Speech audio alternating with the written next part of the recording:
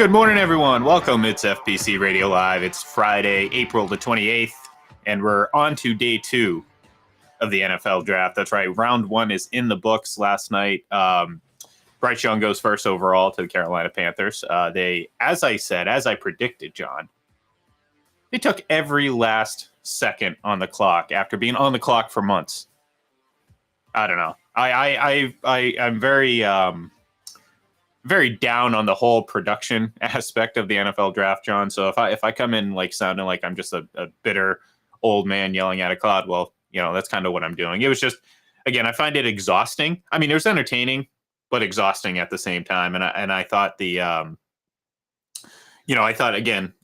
Panthers taking just about every second on their 10-minute clock proved that. However, John, I will commend the New England Patriots for taking all of about 30 seconds to submit their pick once they went on the clock. That was impressive.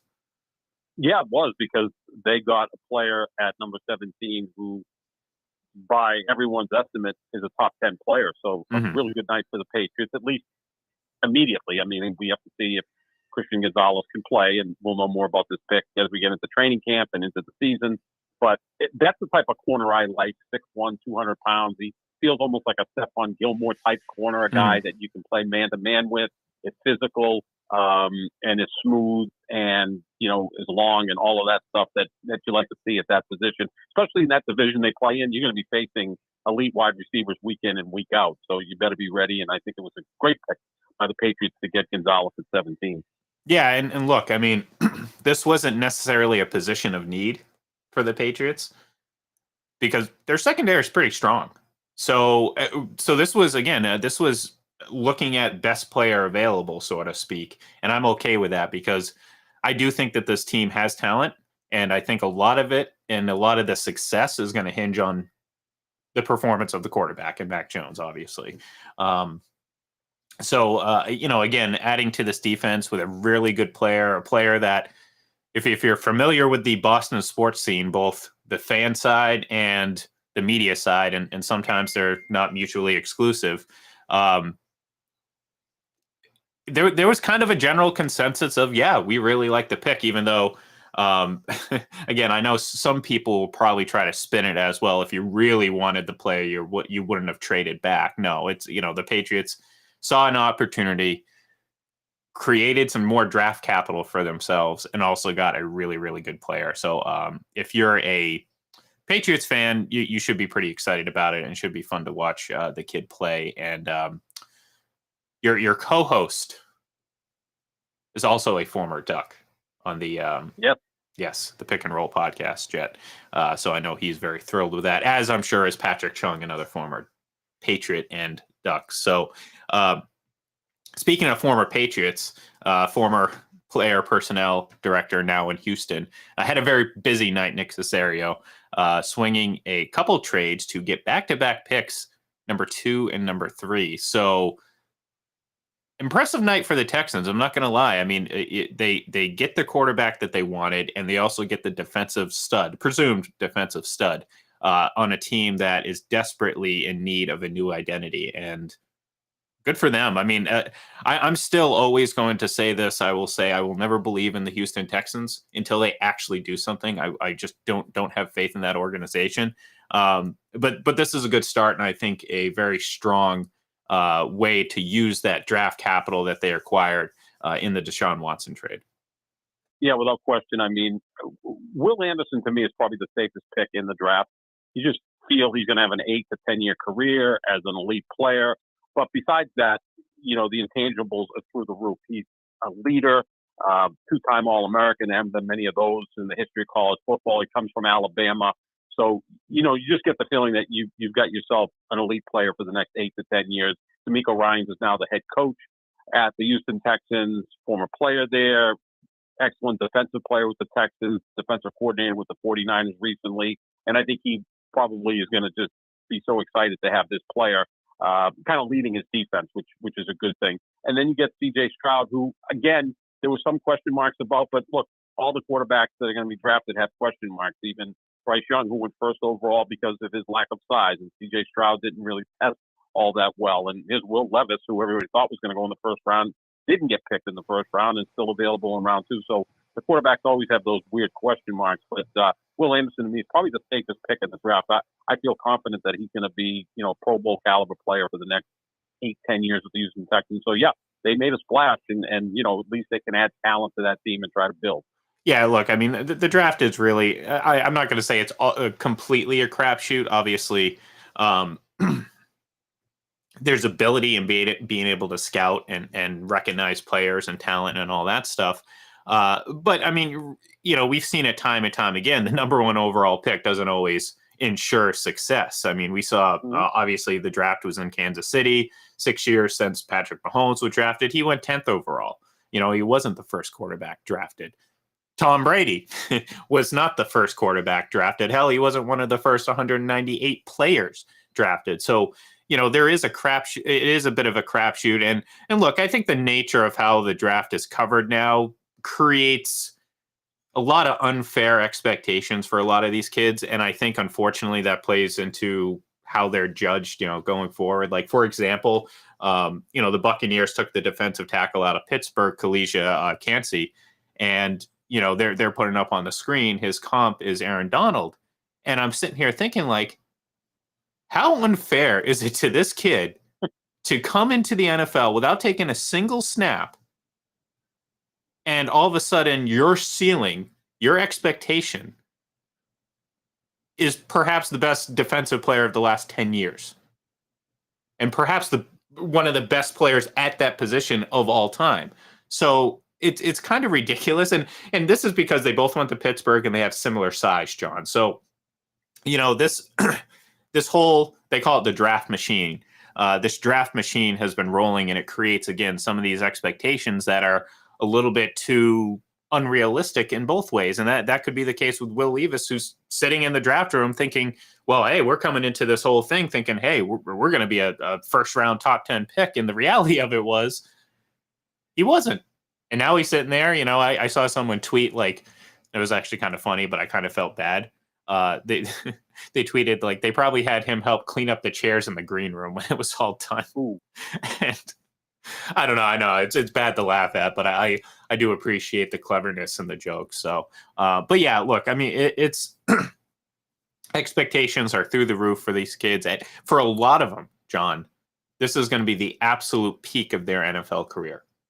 Maybe not a lot of them in the first round, because we're, obviously we just had the first round, but most certainly as we go further and further in the draft, that moment on that stage is going to be the peak of their career. They may never take an NFL snap, or they may never take any meaningful NFL snaps. So, but yeah, it's just, like I said, I think it's a little unfair that some of these kids get compared to other players that are, really the best at their position. Yeah, I mean, we hear players, current and former players, say it's the happiest day of their life other than maybe having a child. And for the most part, those guys drafted last night don't have children yet. So this is the pinnacle of their life so far. They're 21, they're 22. They put their time in high school and college, worked their butts off, and now they're being rewarded. And if you're a first-round pick, you get a nice contract to kick off your career, and you just build from there. With Will Levis, it was kind of interesting because, we've seen this before where quarterbacks sit in the green room and are expected to go higher than they ended up going. Like we saw Aaron Rodgers and Brady Quinn and Johnny Manziel, like, sit and stew that they weren't picked as high as they thought they were. But at least they were all picked in the first round. This guy has to come back tonight, or does he come back tonight and sit in the green room again and wait to see where he gets drafted? I mean, it's got to be humiliating for someone who thought he was going to be a first-round pick who didn't even make it in the first round. Yeah, and look, I mean, you gotta. I mean, a lot of these kids are obviously confident. That's part of the reason why they're where they're at right now. You can't be as successful as you are at what you do without being confident. But this is certainly makes you waver a little bit. But at the same time, John, you're probably more determined now to come back, especially today. If you're maybe if you don't go in day 2, maybe then you start to, well, maybe those doubts start to creep in, and maybe you start to think, well, maybe I got to go and sell insurance, like Tom Brady once thought at one point.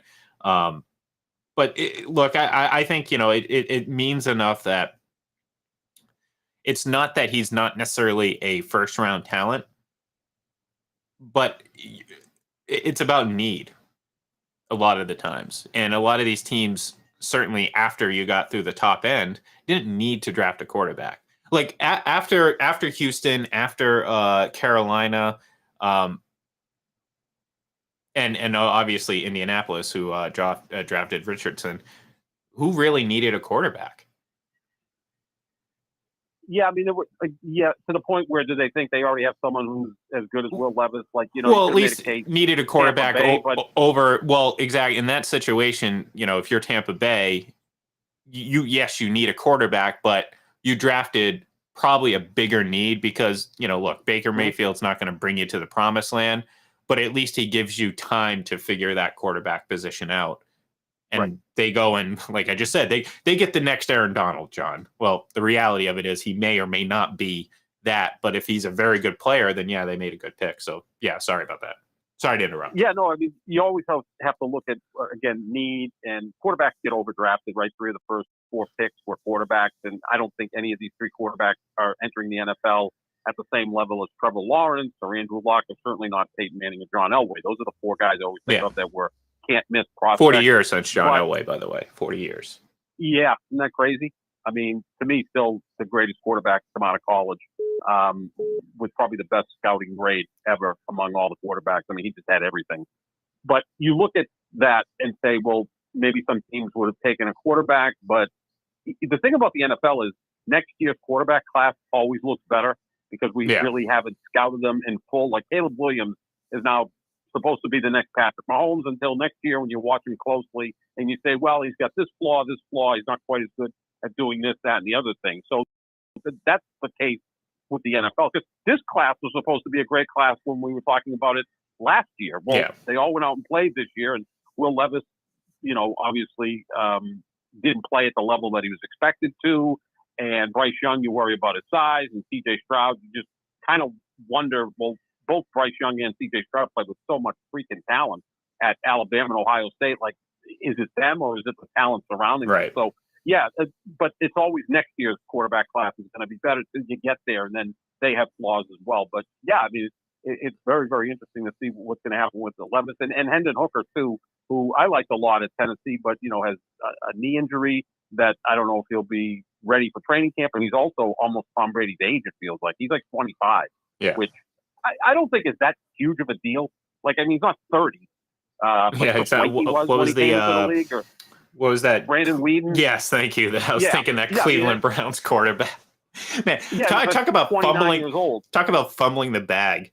2 first-round draft picks, and you go with a 28-year-old balding quarterback. I mean, the guy who already had like the George Costanza like hair. I kind of maybe I'm misremembering it a little bit, but it was pretty funny. Anyways, one of the teams that could have potentially been looking for a quarterback, but obviously was not after news from earlier in the day, was the Baltimore Ravens, who locked up Lamar Jackson finally, and that is something we've been talking about, kind of like the Aaron Rodgers thing, for months. And it is 5 years, $250 million, 185 of which is guaranteed. So you're talking about $52.5 million. I think it works out each year, and it makes him the highest paid NFL player. Which, look, this has been a saga to say the least. It's certainly created a lot of drama between both the organization and the player. But I think, and at times we've expected him to leave and we've expected him to stay. However, it really wasn't until Odell Beckham Jr. signed where you started to think, well, it might be a real possibility that he stays. Like, I wasn't 100% sold because, well, we talked about the OBJ contract and, well, money talks. But I had to believe that at least there was some belief from OBJ that Lamar Jackson would be back, and voila, here we are, the day of the NFL draft, and he signs this mega contract. So if you're the Ravens, you're pretty happy, especially after now you think, well, now we definitely get to see Lamar Jackson and Odell Beckham Jr. And Zay Flowers, who they drafted in the first round. Yeah, I mean, they obviously put pieces around Lamar Jackson to make him happy. Obviously, you offer him in the money. about what 75% of it is guaranteed, which is pretty much the going rate for these top tier quarterbacks, other than Deshaun Watson, who kind of broke the mold. And, he'll be the highest paid quarterback until Joe Burrow signs with Cincinnati. Yep. His extension, although you never know with the Bengals because they're not necessarily a team that throws a lot of money around. But, when you have an elite quarterback like that, he'll get paid by someone. Let's put it that way, because if the Bengals aren't going to pay him, then he will not be a Cincinnati Bengal. That's the thing. You're going to see exactly what you see with Lamar Jackson, except Joe Burrow is going to take it the whole way.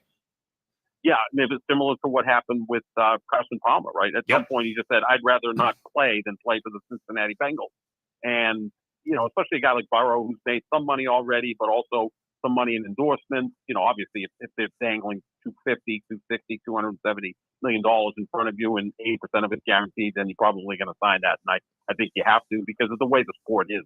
The quarterback is even one hit away from, blowing out his knee and being a different quarterback going forward. So, yeah, the market just keeps going up because the money is greater and greater and greater. The salary cap's up to about $230 million. It's headed to $300 million over the next several years as the TV money comes in. So quarterbacks are going to be making $55 million, and that's the new NFL.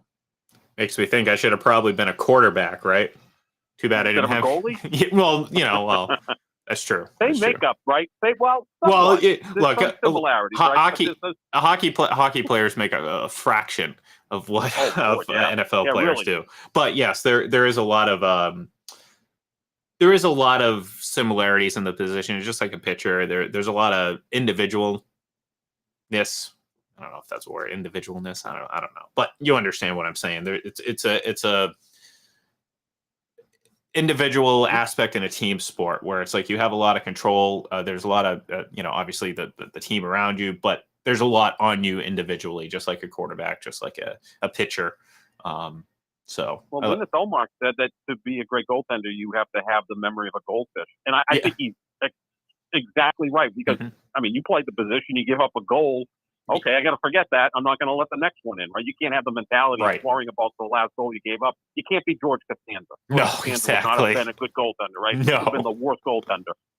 He would have been thinking about the first mistake he made from like 3 games ago. You know what I mean? It wouldn't work out well. So, but look, if you're the Ravens, though, you're happy. You got this behind you. You can move forward. You don't ever have to talk about Lamar Jackson contract again, which was basically the talking point, or at least it was always hovering over any conversation or any sort of discourse about the Ravens. It's like, okay, what's going to happen with Lamar Jackson?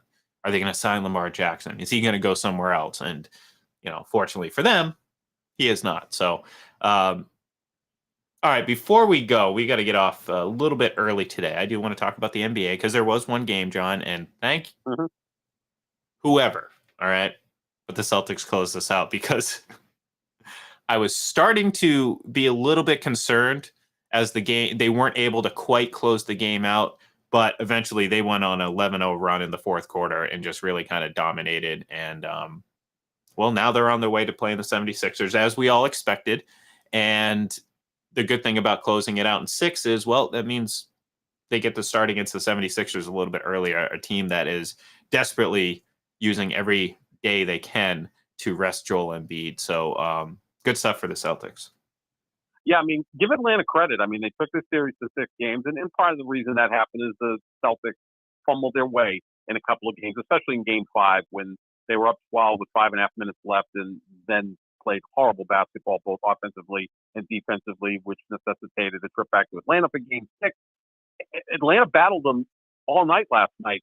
Trae Young was incredible in the first half, horrible in the second half. He was 1 of 11 from the floor in the second half, but that was a 3-point Atlanta lead midway through the fourth quarter. Yeah. Like you said, that 11-0 run.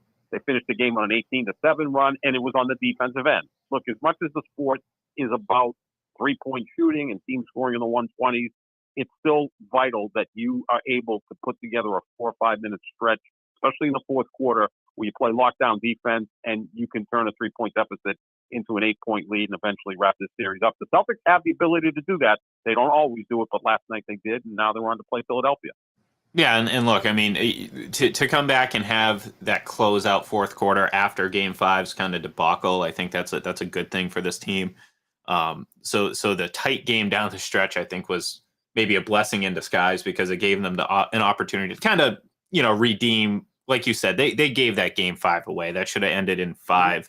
And you would have been feeling pretty comfortable going into the second round. I mean, you still should. I mean, there's no reason to really doubt this team. I mean, we've seen these issues before, and they were able to get all the way to the NBA Finals. So if they're just slightly better, John, this time around, they could possibly be winning instead of watching another team celebrate on home court. So, yeah, I just like I said, it was good for them to close it out. You got good, obviously great performances from Jason Tatum and Jaylen Brown.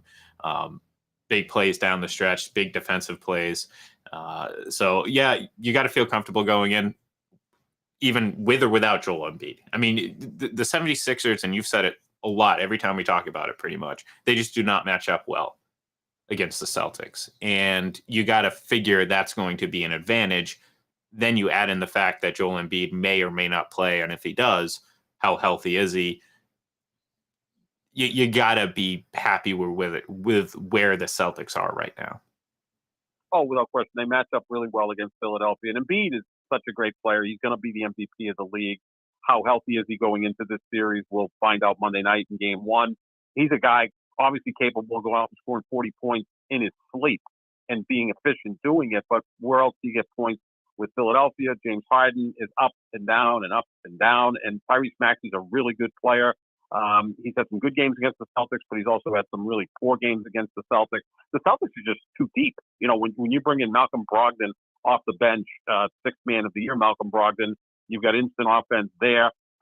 You got Rob Williams coming in playing at a high level. He's healthier than he was last year.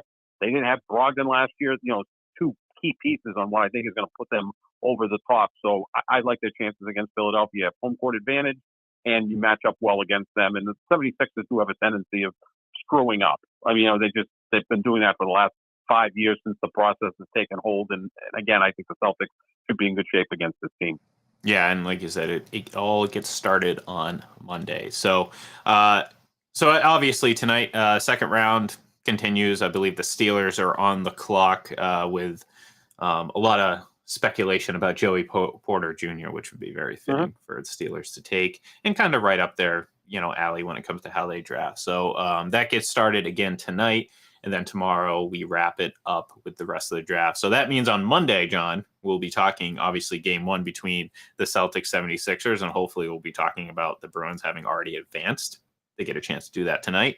But we will also be recapping what we've seen from the draft and kind of our closing thoughts as we move into the next phase of the NFL offseason. So with that said, just want to say thank you, everyone, for tuning in, and we will see you on Monday, May the 1st.